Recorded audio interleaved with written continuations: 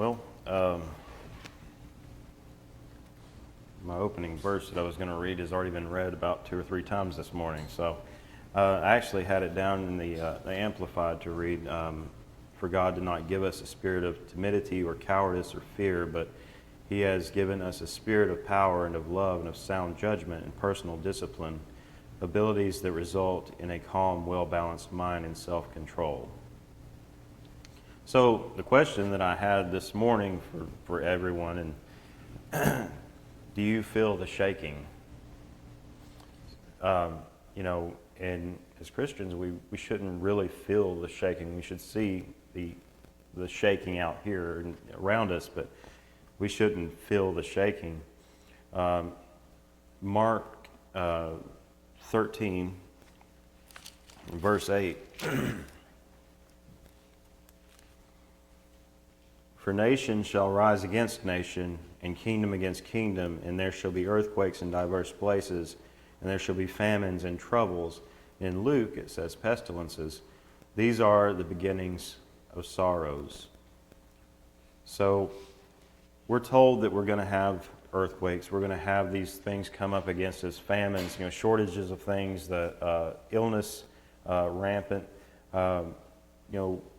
We're seeing what some call unprecedented times.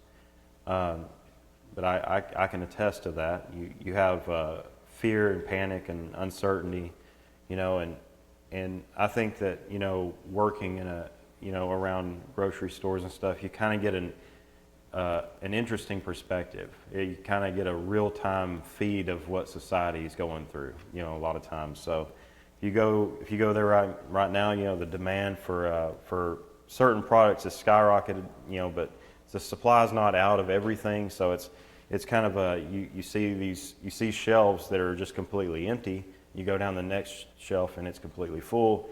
So you have these kind of things that are happening right now. And if you were to take a snapshot of one aisle, like I did in the picture the other night that I showed y'all, you would think that's what the store looks like. No, that's not what the store looks like. That's what that one aisle looks like. So if we snapshot a little piece of that, we can start to panic. But the supply is not out. It's just one of those things, and they forecast certain things, and somebody comes in and buys it all up, and they just have to get more in. It shows a picture of panic when there's not really that there. It's all in our minds. But some are trying to keep up. The panic is set in. Everything has a spiritual side to it. And I was wanting to talk about the word panic and how it breaks down, and we talked about this the other night at youth a little bit. The word panic is derived from the root word of Pan, which is the Greek god of terror, deception, and among other things. He had used this tactic of suddenly appearing to strike fear into those who saw him. He was always depicted as having like an unattractive or terrifying face, as well as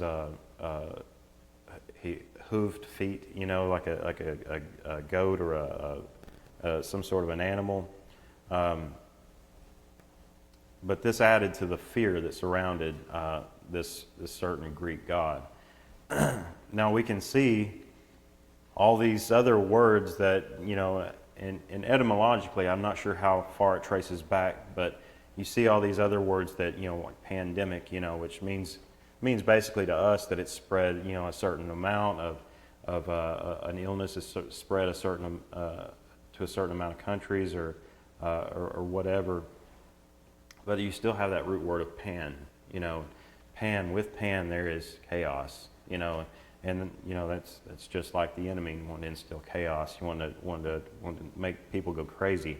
So you have pandemic. You have we've always heard of Pandora's box, which is a completely separate person in Greek mythology or whatever. But you still have that. That idea of the box being open and chaos. And you cannot contain the chaos once it's open. But it's still all about the chaos. It's all about that fear that one wants to give into, in a time of uncertainty.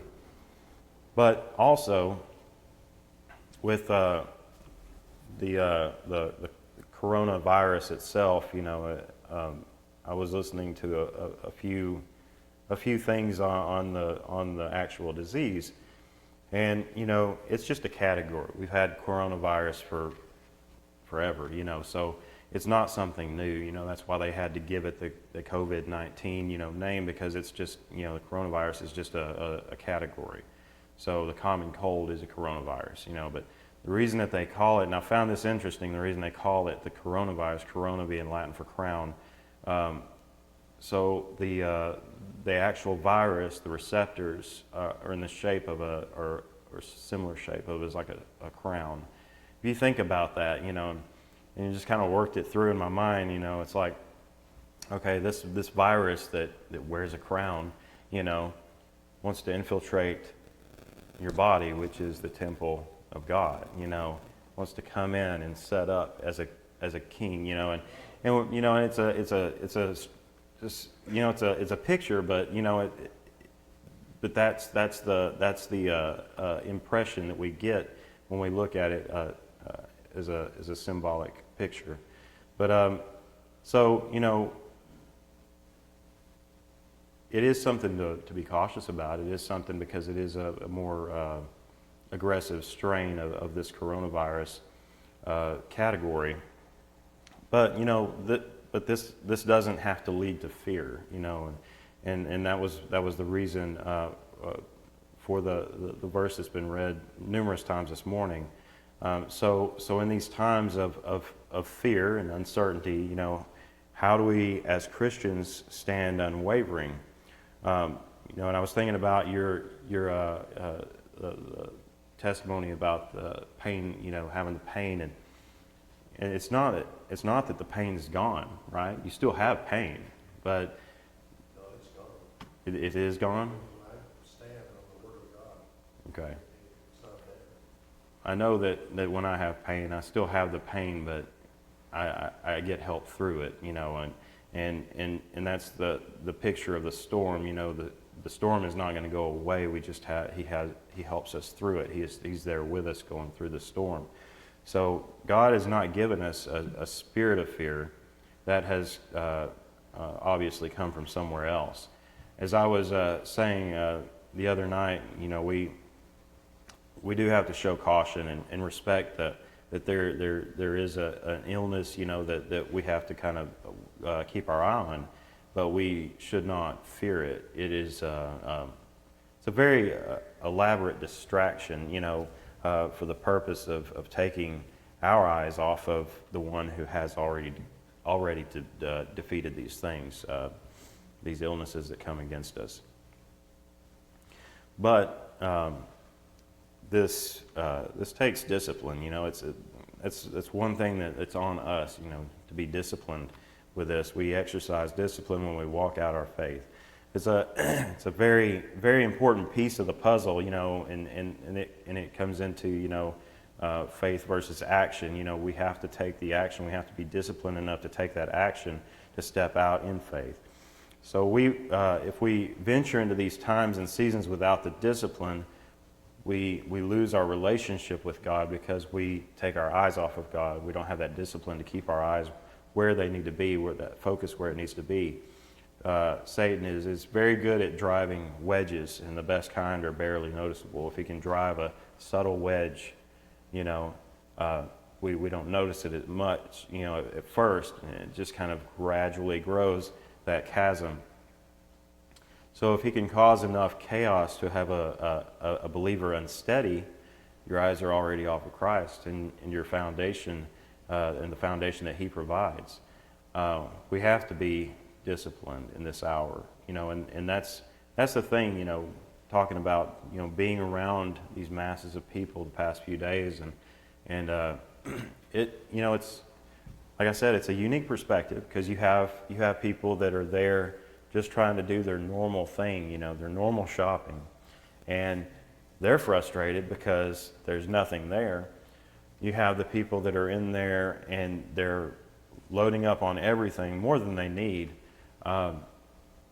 they're frustrated because they're just frustrated. They just want more. It's just like, this is all you have, and I was like, how much do you need? Because these people are like loading shopping carts up with water, and I'm like, we don't have any more. I was just honestly, we don't have any more. So, you have two different extremes here, and then you have the people that are just walking around that it obviously it puts a stressful environment, because you have people in bad moods or whatever. But when we think about what we are to be, a light to those around us, especially in times of darkness and uncertainty, it takes that discipline to keep your perspective, keep your focus right, because you walk into these places and you see the two extremes. You kind of want to be pulled to one or the other when that's just a distraction. So let's go to 1 Peter chapter 4.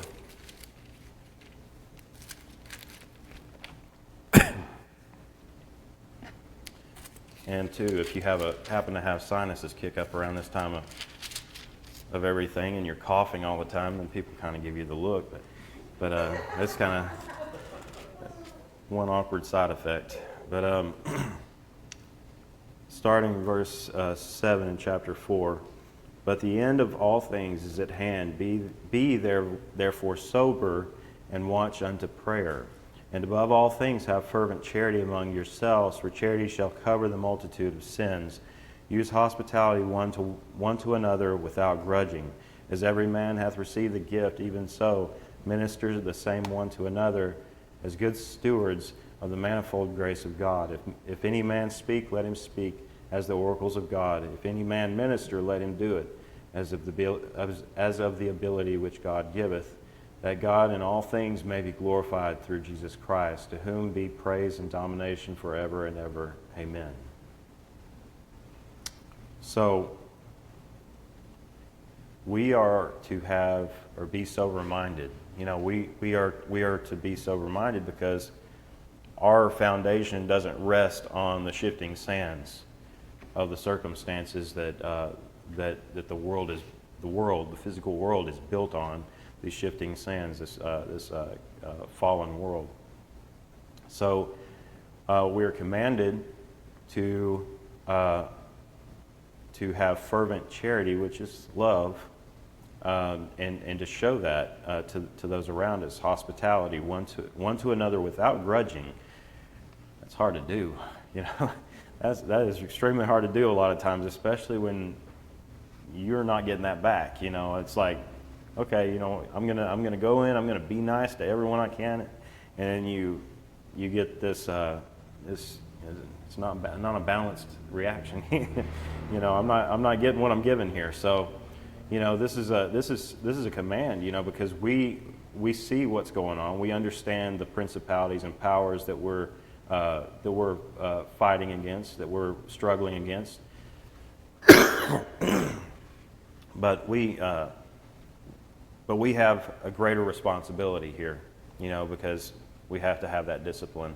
We have to have that discipline to show the love of Christ, even in darkness, especially in darkness, when these things are shifting. So, the main thing is, tomorrow is not promised. We're never promised tomorrow, and there's a lot of people that are boasting. You got the complete other end of this that that they're not worried about it at all. Well, that's kind of like the person who says, well, yeah, God, God's grace covers it all. I don't have to do a thing. I don't have to walk it out. I don't have to do anything. So, I'm not worried about it. Whatever. But in Proverbs 27, verse 1,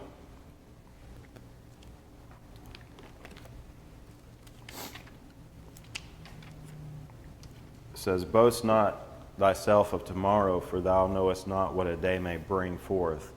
And then I kind of paired it with Psalms 20, verse 7 and 8, some trust in chariots and some in horses, but we will remember or boast in the name of our Lord, of the Lord our God. They are brought down and fallen, but we are risen and stand upright. So, we don't have a promise of a physical tomorrow, a tomorrow that looks like today, that looks like yesterday, something that we're comfortable with. Tomorrow could be completely different.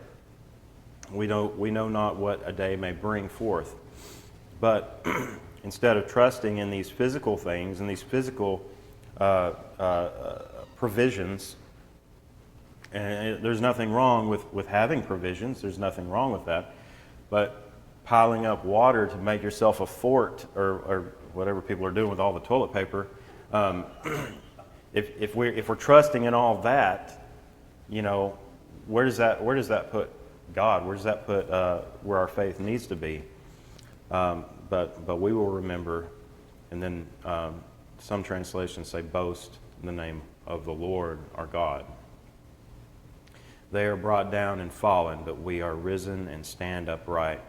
It's just like walking through the storm, and the shifting sands, and you go into a grocery store and you see people running this way and that way, and they're just grabbing it, and you walk straight down the aisle because you know where your foundation is.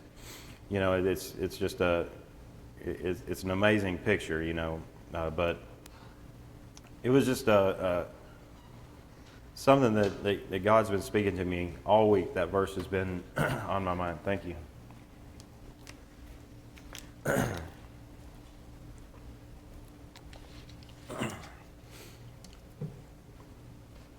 That we are not given a spirit of fear, but that doesn't mean that we're not going to be attacked by it. That we're not going to be. It's not going to come against us and try to sway us off of our foundation. That's why that's where the discipline comes in. That's why I wanted to read that in the Amplified, because it mentions personal discipline, and it is a big part of that, because we can't just go through life and try to walk out our faith by just saying, well, God's got this, I'm not going to worry about it, I'm going to turn my back to it, and it'll be taken care of, but we do have a part in this. We do have a part of personal discipline, something that we have to do. We have to step out in those things that He's promised us, those things that He's given to us, that He has victory over already. We have to step out ourselves. That's a thing that we have a responsibility to do. So.